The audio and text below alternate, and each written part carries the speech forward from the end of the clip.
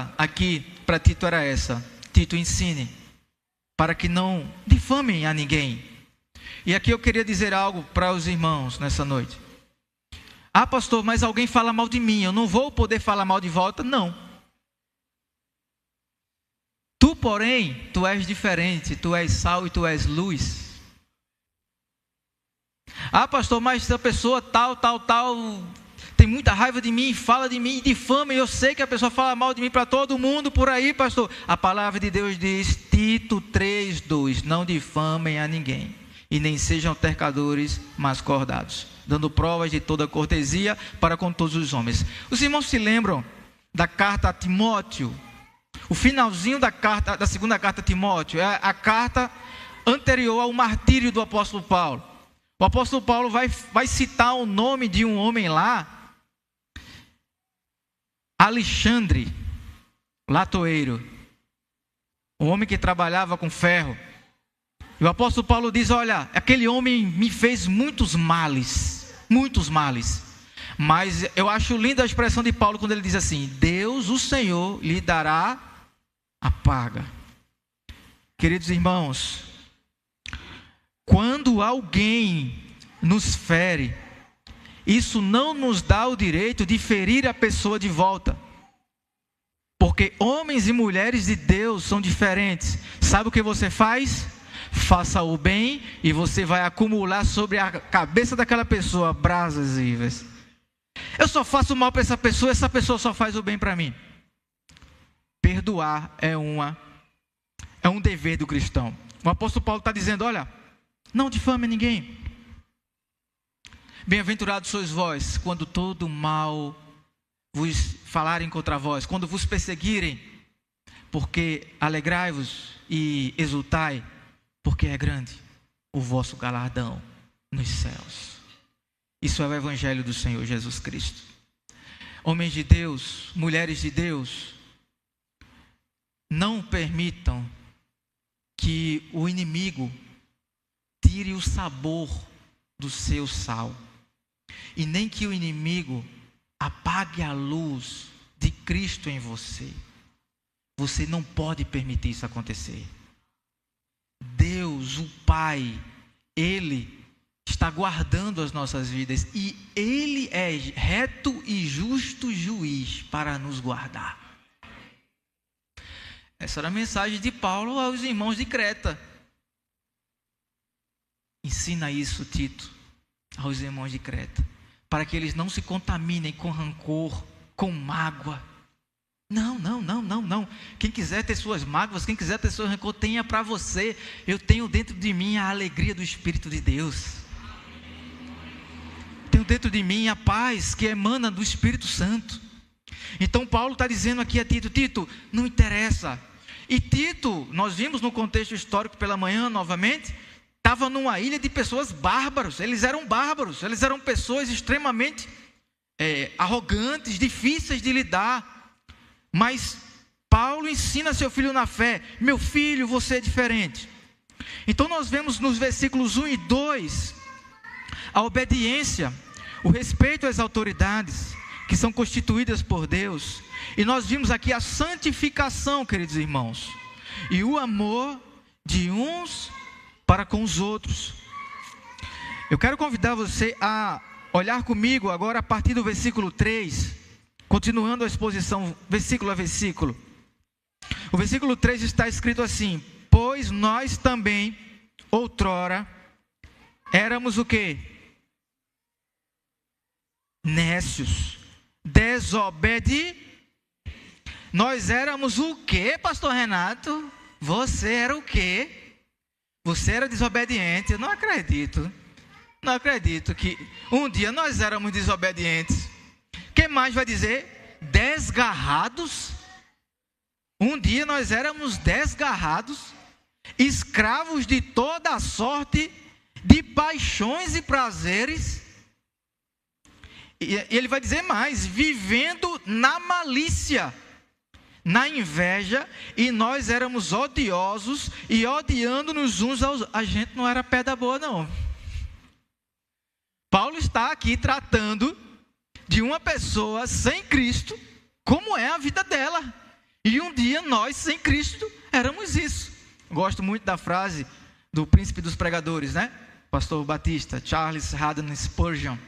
Ele dizia assim: se você vê alguma coisa em mim, não sou eu, é Cristo. Se você vê alguma coisa boa em mim, não sou eu, é Cristo. De fato, amados, nós somos pecadores. E nós amamos a palavra de Deus porque a palavra de Deus não é um livro parcial. Ela mostra de fato e de direito quem somos nós. Ela mostra que nós aqui, todos nós que estamos aqui, se não fosse a graça de Deus, todos estávamos perdidos. Então, meus irmãos, bendita seja a graça de Jesus Cristo. Paulo tira o véu, ele arranca tudo, ele fala, ele rasga o verbo aqui. Sabe por quê? Nós não devemos difamar os outros. Sabe por quê? Nós não devemos desobedecer. Sabe por quê? Nós não devemos ser altercadores. Sabe por quê? Nós não devemos faltar com cortesia para os nossos irmãos. Porque nós também outrora éramos assim. E Deus nos perdoou. E Deus nos purificou. E o Pai nos deu vida eterna, mesmo com esses defeitos, com essas falhas, com todas essas coisas mais dentro de nós. O Senhor Jesus derramou graça sobre nossas vidas. Então nós vivíamos assim, dessa maneira. Quem era você antes de Cristo? Responda para você mesmo. Quem era eu antes de Cristo?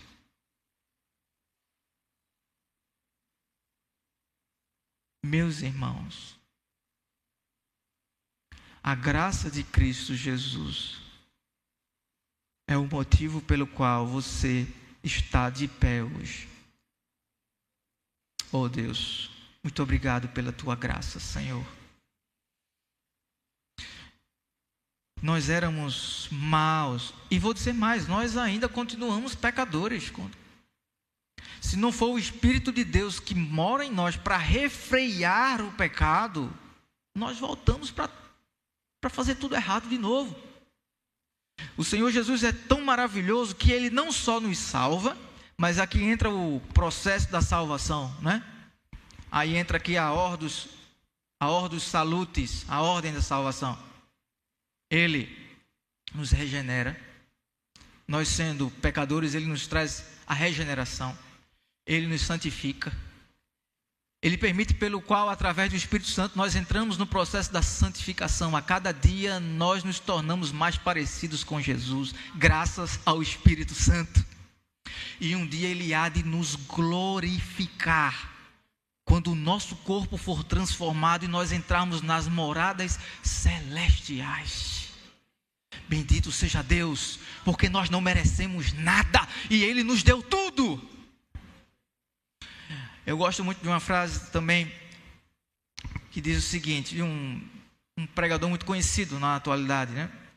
O reverendo Hernandes Dias Lopes. Esses dias a gente estava com ele na igreja da Batista, aqui no Recife. São Martim, isso mesmo, pastor. Gosto muito de uma frase dele, quando ele diz assim: nós não precisamos da teologia da autoajuda. O que nós precisamos, o que a igreja precisa é da teologia da ajuda do alto.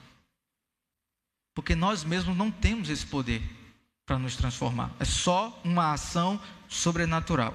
Lembre-se, o contexto imediato dessa passagem é o capítulo 2, versículo 11 a 15.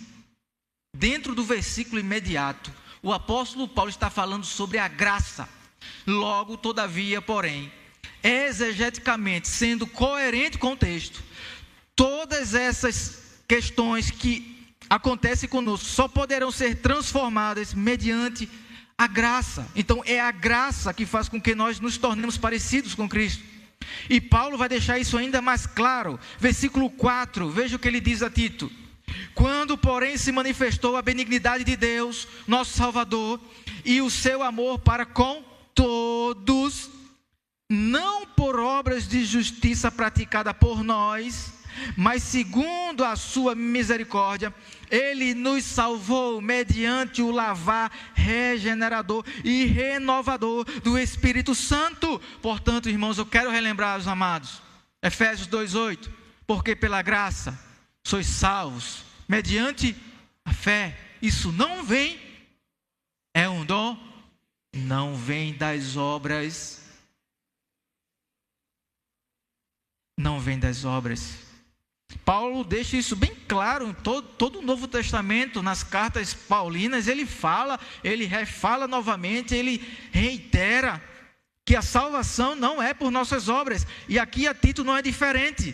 Quando se manifestou a benignidade de Deus, foi Deus quem demonstrou a sua benignidade, não foi eu nem você que atraímos a Deus, mas Deus viu o nosso estado pecaminoso e enviou Jesus. Foi Ele quem viu. Nós estávamos a caminho do inferno, irmãos. Nós estávamos a caminho da perdição eterna.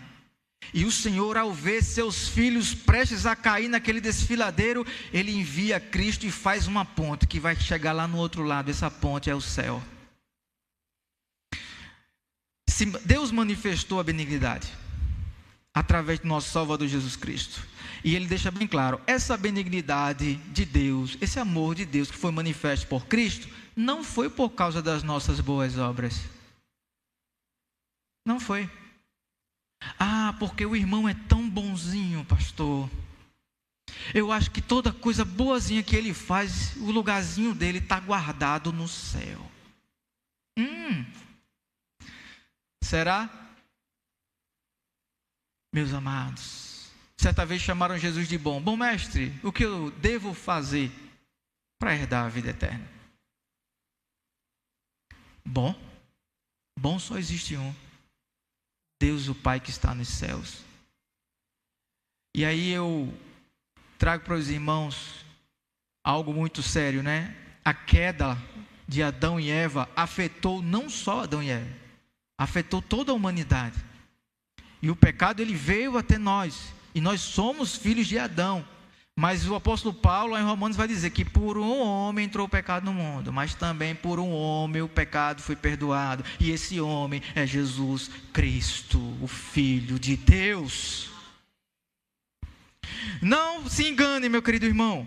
Você deve praticar as boas obras porque um dia você foi salvo em Cristo. Não para que você seja salvo. Porque de tal maneira, se nós acharmos isso, estamos anulando o sacrifício de Cristo na cruz. E o sacrifício de Cristo na cruz foi sacrifício único, expiatório, regenerador, um sacrifício perdoador. O sacrifício que escreve nosso nome no livro da vida. Existe algo muito interessante no sacrifício da cruz, dentre tantas coisas, né, que eu gostaria de compartilhar com os irmãos. Fazendo uma pequena pausa aqui na exposição agora. A cruz de Cristo, muito provavelmente, segundo os historiadores da época, a cruz de Cristo foi carregada provavelmente apenas a parte de cima da cruz. Ela é chamada de platibulum. Então a cruz de Cristo, ela era formada pelo poste e pelo platíbulo, a parte vertical e horizontal. Sabe quantos quilos pesava só o platíbulo? Cerca de 45 quilos. Detalhe, irmãos, antes de Jesus ser crucificado, ele passou por um processo terrível que nem todo malfeitor passava, que era um processo chamado de flagelium. Os soldados romanos fizeram isso com Cristo, que para o nosso bom português seria o flagelamento. O que acontecia no flagelamento, sabe o que era? Eu acredito que os irmãos viram, né? Cenas muito fortes, até no filme da Paixão de Cristo do Mel Gibson, é bem realista. Os soldados romanos colocavam pedaços de pedras, pedaços de ferro, pedaços de coisas cortantes na ponta do flagelium. O flagelium era o chicote romano. De tal maneira que quando eles chicoteavam o Cristo Jesus, aqueles artefatos cortantes rasgavam a pele de Cristo. A Bíblia vai dizer que depois do processo do flagelamento, os soldados romanos pegaram a capa e colocaram sobre as costas flageladas de Cristo. As costas ensanguentadas de Cristo. Aquilo cola, irmãos. Aquilo é uma dor terrível. Os espinhos da cruz que foram colocados na fronte do Senhor tinham cerca de 8 a 14 centímetros. A gente vai assistir esses filmes por aí, né? As Paixões de Cristo, os atores botam aqueles espinhozinhos bem pequenininhos, né? Os espinhos da cruz de Cristo de 8 a 14, maior do que o dedo indicador. Irmãos, aquilo foi colocado de maneira forçosamente na cabeça do nosso Salvador. Mas eu quero te dizer algo muito importante. A maior dor não foi a cruz, não foram os pregos de cerca de 40 centímetros, não foi ali a coroa de espinhos. O maior peso que Jesus carregou foi o peso dos nossos pecados. Então a salvação não é pelas nossas obras. A salvação foi pelo que o Senhor fez naquela cruz por nós. Ele fez aquilo por você, meu irmão. Ele fez por mim, Ele fez por nós. Ele não, em maneira alguma, Ele não negou aquela cruz. Ele enfrentou a cruz e foi até o fim. Mas ao terceiro dia, a tumba estava vazia e o Salvador ressuscitou. Então eu não quero autoajuda, eu quero a ajuda do alto. Eu quero a ajuda daquele que tem poder para ressuscitar, daquele que tem poder para vencer a morte. Eu quero esse Salvador na minha vida. E Paulo diz a Tito: Tito, prega o evangelho verdadeiro, prega o evangelho da ressurreição, prega o evangelho da salvação, prega o evangelho da vida nova, prega o evangelho da regeneração, prega a palavra da vida eterna. Então eu não sei se tem alguém nessa noite conosco que ainda não tem certeza da sua salvação. Se não tiver, meu querido, você está esperando o quê? Está esperando o quê? Decida-se para Cristo, venha para Cristo. Continuando aqui, a partir do versículo de número 7, Paulo vai dizer a Tito o final da obra. O porquê Cristo fez essa obra por nós, manifestando a sua benignidade, a fim de que, justificados por graça, nos tornemos seus herdeiros, segundo a esperança da vida eterna. Evangelho é vida no céu. Então tem muitas pessoas pregando um evangelho de vida na terra. Quero dizer para você que Cristo morreu por você para te dar salvação, vida e vida em abundância. João 10:10, porque o ladrão vem para roubar, matar e destruir, mas eu vim para que vocês tenham e vida em abundância. Glória a Deus. Todo cristão tem vida em abundância, porque ele nunca está só, ele nunca está sozinho. E a finalidade pelo qual Cristo faz aquele sacrifício é para nos justificar. E nos justificar por graça. Graça, nós sabemos, é um favor imerecido. Eu li um livro certa vez que abriu minha mente em relação à graça. Um livro antigo. Eu ganhei esse livro da irmã Evódia, pastor Francisco. Irmã Evódia. Tudo pela graça. Charles Spurgeon. Que livro. Antigo esse livro, antigo. Foi publicado aqui no Brasil em 1969. No Seminário Batista do Sul. Que livro. A graça de Deus, se tiver alguma coisa em troca, não é mais graça. Se você puder dar alguma coisa a Deus em troca, não é mais graça. A graça de Deus é quando nós não temos nada para dar. Nós estamos mortos. Acabou. Não temos mais nada, mas o Senhor olha para nós e diz: eu vou salvar você. Eu vou tirar você do fundo do poço. Eu vou transformar a tua história. Eu vou transformar a tua vida. Você nunca mais vai ser o mesmo. Isso é graça de Deus. Para finalizar, versículos 8 e 9. 10 e 11, Paulo diz: fiel é esta palavra, e quero que no tocante a estas coisas, faças afirmação confiadamente, para que os que têm crido em Deus sejam solícitos na prática das boas obras. Estas coisas são excelentes e proveitosas aos homens. O que é bom, o que é excelente e proveitoso? A prática das boas obras.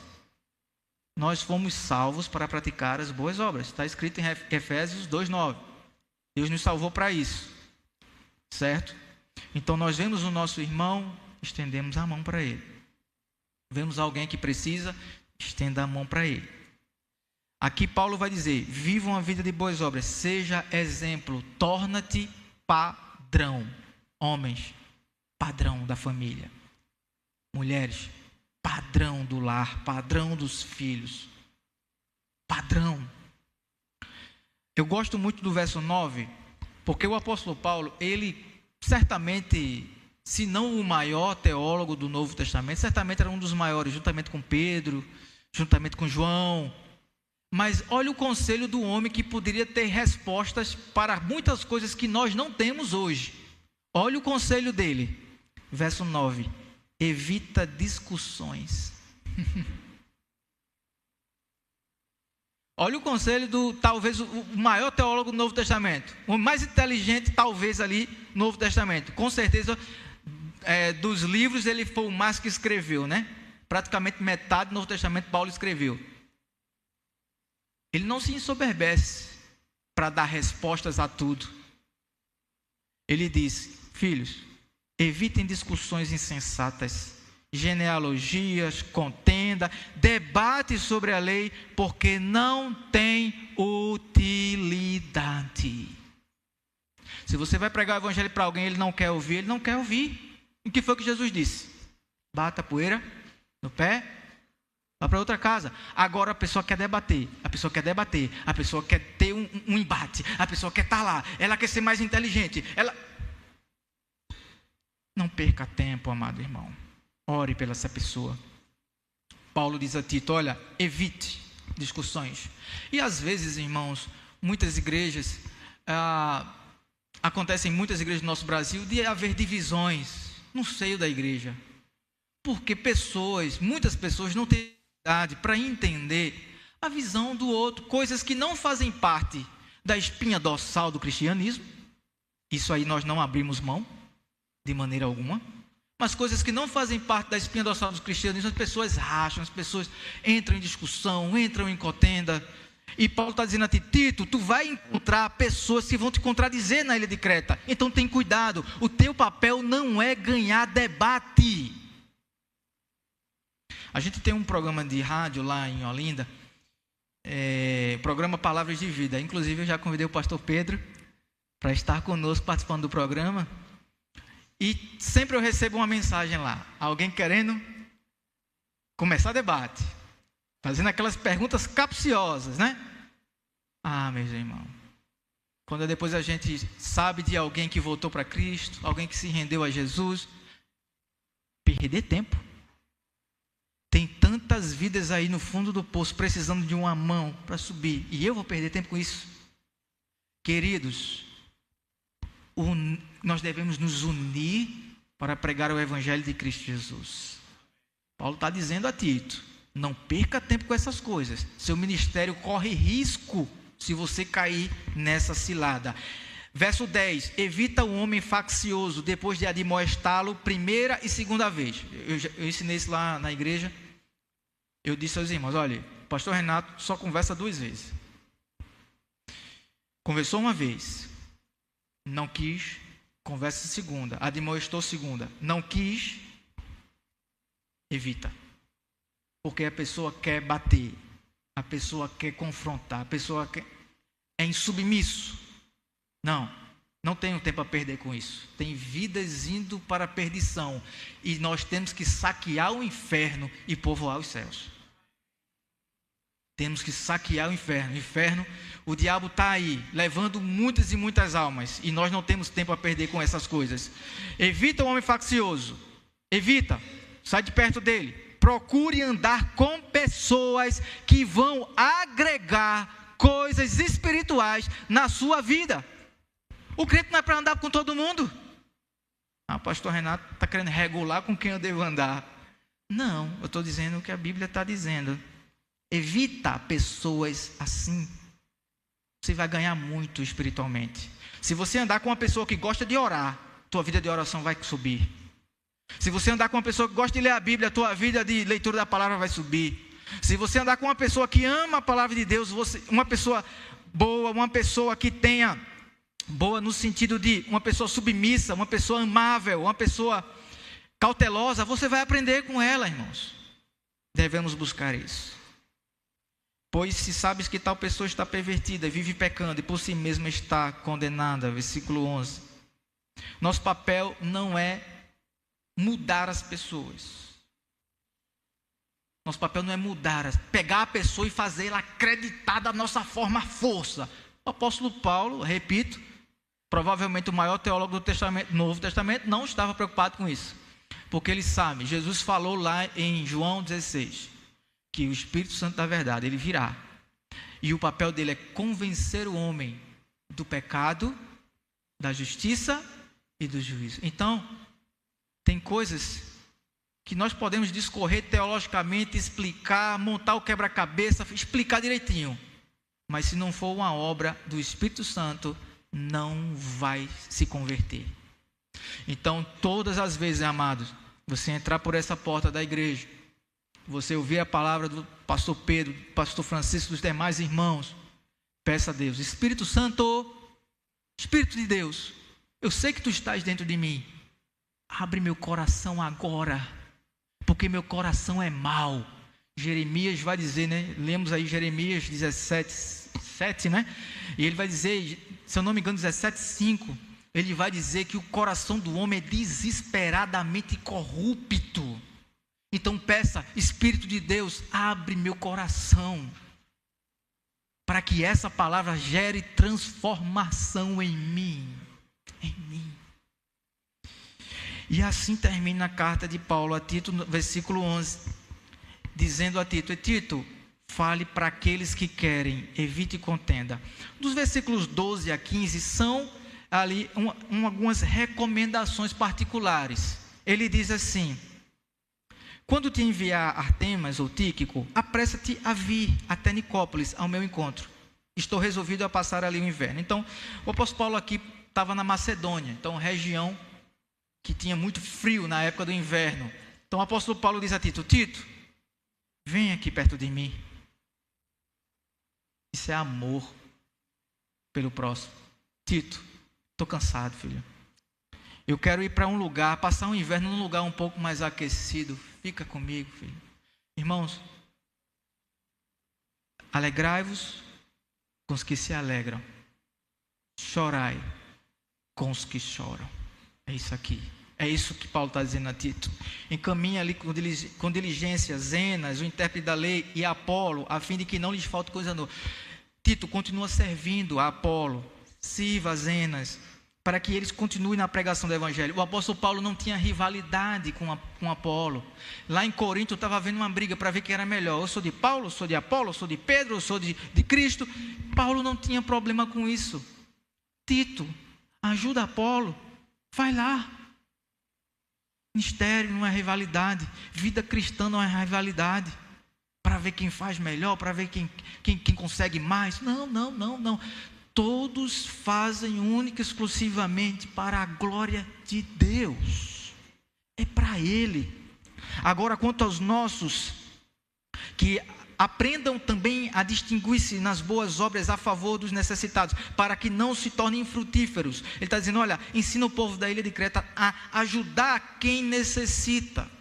Os que têm melhores condições, ajudem aquele que não tem, para que não se tornem infrutíferos. Ou seja, se você está na casa de Deus, é porque você tem que dar fruto.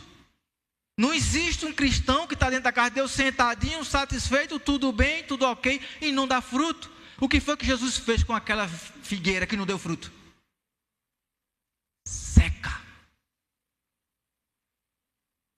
Quando os apóstolos voltaram, cadê? Secou. Não, meus irmãos, deem frutos, deem frutos, deem frutos, deem tem frutos.